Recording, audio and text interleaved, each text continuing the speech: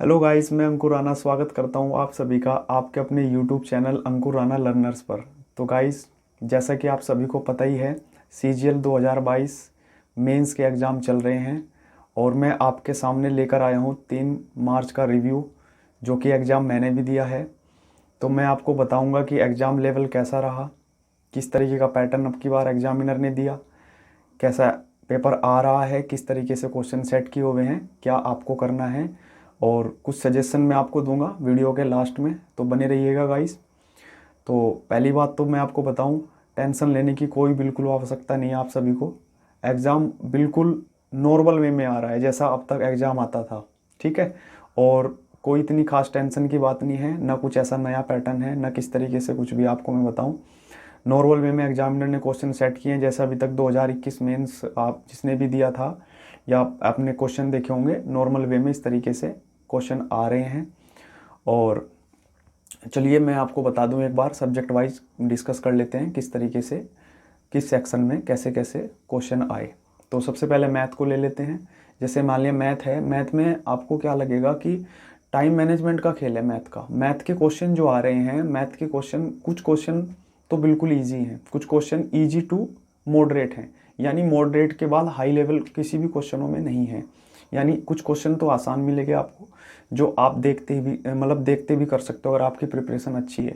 कुछ क्वेश्चन आपको easy to moderate यानी मॉडरेट लेवल के मिलेंगे, जो आपका थोड़ा समय ले सकते हैं, यानी 1 मिनट 1.5 मिनट 2 मिनट, ठीक है। लेकिन हाँ, ये है कि डुएबल है, आप उन्हें कर सकते हैं अगर आप टाइम मैनेजमेंट घर से करके गए हो और आप दोनों चीज़ों को मैनेज कर सकते हो, इंग्लिश और रीजनिंग को। देखो, रीजनिंग और इंग्लिश का सेक्शन जो आपका रीजनिंग और मैथ का जो सेक्शन आपका है, वो आपके टाइम मैनेजमेंट पर डिपेंड है। यानी आपने अगर टाइम अच्छे से मैनेज किया होगा, रीजनिंग और मैथ का किस तरीके से करना है, तो आप आसानी से सारे क्वेश्चन मैक्सिमम कर सकते हैं। तो मैथ में इतनी कोई खास बात है नहीं, मैथ का नॉर्मल उसी तरीके से पूछा जा रहा है जिस तरीके से अब तक आ रहा था क्वेश्चन। एक दो क्वेश्चन होते हैं जो थोड़ा मॉडरेट लेवल के होते हैं। और चलिए बात करते हैं रीजनिंग की। रीजनिंग में क्या है कि रीजनिंग में जैसे कि बहुत सारे स्टूडेंट पहले भी मुझे भी मैसेज वगैरह आते थे, तो उसमें ये कह रहे थे कि सर हम रीजनिंग की प्रिपरेशन बैंकिंग लेवल से करें या एसएससी लेवल की करें। तो मैंने जैसा आपको बताया था कि अगर आप एसएससी की तैयारी कर रहे हैं तो आपका लेवल एसएससी में ही पूछा जाएगा। तो उसमें क्या था कि बैंकिंग लेवल बिल्कुल नहीं है, रीजनिंग में बैंकिंग लेवल कुछ नहीं है। हाँ, एक दो क्वेश्चन ब्लड रिलेशन से पूछे गए थे जो थोड़ा मुझे डिफ़िकल्ट लगे, जिनका लेवल थोड़ा सा ऐसा था कि मतलब हो नहीं पाए। तो बाकी और सारे ओवरऑल वही सारे क्वेश्चन जिस तरीके से बाकी सारे चैप्टर के क्वेश्चन आपके रीजनिंग में आते हैं, उसी तरीके से सारे रीजनिंग में थे। और रीजनिंग का आप आराम से कर सकते हो, रीजनिंग भी, रीजनिंग में भी कोई ऐसी खास बात है नहीं कि भाई नॉर्मल वे में आपके सारे क्वेश्चन वही हैं रीजनिंग में जो अब तक जिस तरीके से रीजनिंग आपसे पूछी जाती। तो रीजनिंग की टेंशन भी मत लें कि इस बार रीजनिंग कैसी आएगी। कई बार पहले भी रीजनिंग में बच्चों ने इश्यू उठाया था कि बैंकिंग लेवल आ गया, ये हो आ गया। ऐसा कोई लेवल नहीं था, नॉर्मल वे में क्वेश्चन थे, ठीक है। उसके बाद बात करें कंप्यूटर की। कंप्यूटर में क्या है कि कंप्यूटर से पहले जीएस को डिस्कस कर लेते हैं। जीएस में क्या है कि जीएस आपका जो आ रहा है, जीएस में क्या है कि आप जीएस को कह सकते हो मॉडरेट टू हार्ड आ रहा है, यानी जीएस इजी लेवल में नहीं है। इजी मतलब जीके कौन लोग सही कर पा रहे हैं, जिनका स्टैटिक पार्ट मजबूत है, जिन्होंने स्टैटिक को अच्छे से रिवाइज किया है। मिसलेनियस क्वेश्चन जो पिछले पुराने पूछे जाते थे, वो वाले क्वेश्चन जिसमें सारे इकट्ठा क्वेश्चन होते हैं, वो मिसलेनियस पीछे विविध में दिए होते हैं ना, लूसेंट वगैरह में, वहाँ से क्वेश्चन आते हैं कि पहले कौन थे वो राष्ट्रपति वगैरह पहले, वो जिसने विविध से किया, वो वाले क्वेश्चन जिनके मजबूत हैं वहाँ से क्वेश्चन आए हुए थे। और क्या नाम, स्टैटिक पार्ट जिनका मजबूत था और जिन्होंने पॉलिटी, फिजिक्स, केमिस्ट्री, बायोलॉजी ये सब पढ़ा हुआ था, वो नॉर्मल वे में 10 से 15 क्वेश्चन कर सकते हैं आराम से। और रही बात करंट अफेयर की, तो करंट अफेयर में 1 से 2 क्वेश्चन था, वो भी मुझे लगता है कि ऐसे लेवल का दे रखा था, मेरी तो कुछ समझ में नहीं आया क्या पूछ रखा था, तो मैंने तो लीव कर दिया था उनको, ठीक है। बाकी ये था कि मैंने 12 क्वेश्चन उसमें किए थे सही, 12 नहीं 13 क्वेश्चन मैंने उसमें सही किए हैं, जो मुझे कंफर्म है कि हाँ मैंने करेक्ट किए हैं। बाकी मैंने इसको बिल्कुल भी देखा नहीं। जीएस का तो इस तरीके से था। उसके बाद आपका आता है इंग्लिश। इंग्लिश में क्या था कि जैसे एग्जामिनर ने बताया था कि आपको पैसेज की बात करूं पहले, तो एग्जामिनर ने जैसे बताया था कि 2 तो आपके एडिटोरियल से आएंगे और एक आपका स्टोरी बेस होगा, तो वो उसी तरीके से था, सेम 2 एडिटोरियल थे और एक आपका स्टोरी बेस्ड था। बाकी पैराजंबल पहले जो आते थे, मतलब छोटे छोटे पैराजंबल आते थे, छोटे छोटे लाइन वाले, अब की बार थोड़े बड़े पैराजंबल एग्जामिनर दे रहा है, PQRA जिसको आप बोलते हो। और बाकी ऐसा है कि वो भी हार्ड नहीं है, आप उसको आराम से कर सकते हो। पैसेज वगैरह में थोड़ा प्रॉब्लम आपको आएगी क्योंकि थोड़े बड़े पैसेज दे रहा है एग्जामिनर इस बार। और बाकी वोकैब की बात करें तो वोकैबलरी का क्या है कि वोकैब में सारी चीज़ें नॉर्मल वे में वही प्रीवियस ईयर की सारी वोकैब आपकी रिवाइज हो रही हैं, वही जो पहले आती थी प्रीवियस ईयर से वही। बाकी वोकैब का ये नहीं कह सकते कि भाई वोकैब का फिक्स नहीं है कि एग्जामिनर क्या पूछ ले। वोकैब का ऐसा भी है कि भाई प्रीवियस ईयर रिवाइज हो, एक दो वर्ड नया भी आ जाए जो आपको ना पता हो। बाकी है कि वोकैब मैक्सिमम सारी चीज़ें वही, वन वर्ड्स वही, इडियम फ्रेजेस या साइनवेंटो सब वही है इंग्लिश में, ठीक है। बाकी और लेवल सारा सही था, ग्रामेटिकल पार्ट से क्वेश्चन एरर वगैरह सब सही थे, ठीक है।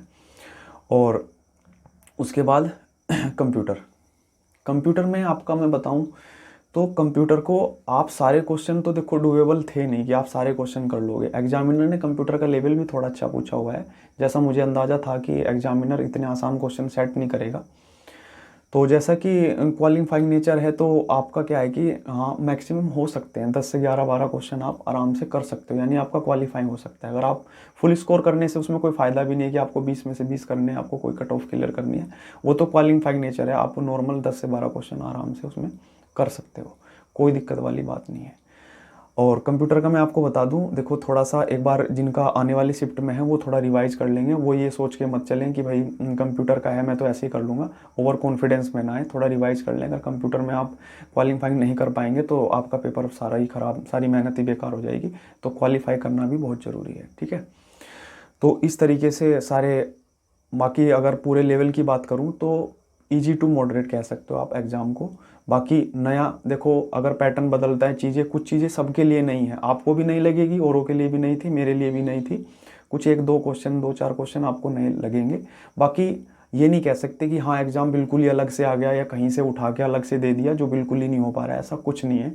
बाकी सारा लेवल वही था जिस तरीके से अब तक पूछा जा रहा था, वही सारे क्वेश्चन रीजनिंग के हैं, वही मैथ के, वही प्रीवियस ईयर भी क्वेश्चन रिवाइज हो रहे हैं। और लास्ट बात कर लेते हैं टाइपिंग की। टाइपिंग में आपको जो भी पैसेज दिया जाएगा उसको नॉर्मल वे में आपको टाइप कर लेना है, ज़्यादा होपलेस नहीं होना टाइप करते हुए। नॉर्मल वे में भी अगर आप करोगे तो भी आराम से कर लोगे, जिन्होंने प्रैक्टिस की हुई है वो आराम से कर सकते हैं, ठीक है। और लास्ट में मैं आपको यही बताऊं, देखो मेरा लेवल आपका लेवल किसी को नहीं पता किस तरीके से है, आपका लेवल आपको ही पता है, और आपके लेवल से ही आप एग्ज़ाम को जज कर सकते हो कि एग्ज़ाम किस तरीके आया। मान लिया मैं भी रिव्यू दे रहा हूँ एग्ज़ाम का, और बहुत सारे यूट्यूब पे टीचर हैं जो रिव्यू आपको दे रहे हैं, पर लेकिन आपको आपका जो लेवल के हिसाब से डिपेंड करता है कि आप एग्ज़ाम आपको कैसा लगा, इजी लगा, मॉडरेट लगा, कैसा लगा। ये आपकी प्रिपरेशन पे डिपेंड करता है। अगर आपकी प्रिपरेशन अच्छी है तो आपको पेपर आसान लगेगा, अगर आपकी प्रिपरेशन अच्छी नहीं है तो आपको आसान भी हार्ड लगेगा। तो ये आपके प्रिपरेशन पे डिपेंड करता है। बाकी कोई टेंशन की बात नहीं है, नॉर्मल वे में जिनका आने वाली शिफ्ट में एग्ज़ाम है वो आराम से कूल माइंड होकर एग्ज़ाम देने जाएं, सब अच्छा होगा। और नॉर्मल वे में कूल माइंड होकर एग्ज़ाम दें, और एक रात पहले आराम से रेस्ट कर लें, रिवाइज वगैरह के चक्कर में ज़्यादा ना पड़े, आराम से रेस्ट कर लें, अच्छी नींद लें, उसके बाद जाके एग्ज़ाम में आराम से कूल माइंड होके। और पानी की बोतल ज़रूर लेके जाएं, 2 घंटे 15 मिनट लगातार बैठना, ये भी थोड़ा अपने आप में आम बात नहीं है।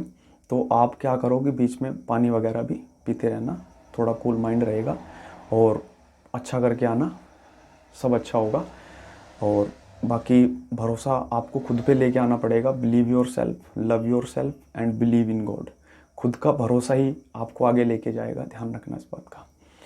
और गाइस जो भी लोग चैनल को सब्सक्राइब करते हैं और लाइक करते हैं और कमेंट करते हैं, उनको दिल से बहुत बहुत धन्यवाद। और आप लोग भी जुड़े रहिए और चैनल को शेयर भी करते रहिए गाइस। और जिन्होंने अब तक चैनल को सब्सक्राइब नहीं किया वो चैनल को ज़रूर सब्सक्राइब कर दें। और आप ज्वाइन कर सकते हैं अंकुर राणा लर्नर्स टेलीग्राम चैनल, जहाँ पे मैं वीकली सेशन भी लेता रहता हूँ, और बाकी सारी अपडेट्स आपको अंकुर राणा लर्नर्स टेलीग्राम चैनल पर मिलती रहती हैं, तो आप वहाँ भी जुड़ सकते हैं गाइस, ठीक है गाइस। चलिए गाइस, और बिल्कुल लास्ट में यही कहूँगा, बिल्कुल टेंशन नहीं लेना, जिनका भी आने वाले शिफ्ट में एग्ज़ाम है, कूल माइंड होकर एग्ज़ाम दे के आना है, बिल्कुल कोई घबराने वाली बात नहीं है, नॉर्मल वे में एग्ज़ाम है, ठीक है गाइस। आप कर सकते हो, you can do it. Thank you guys, जय हिंद।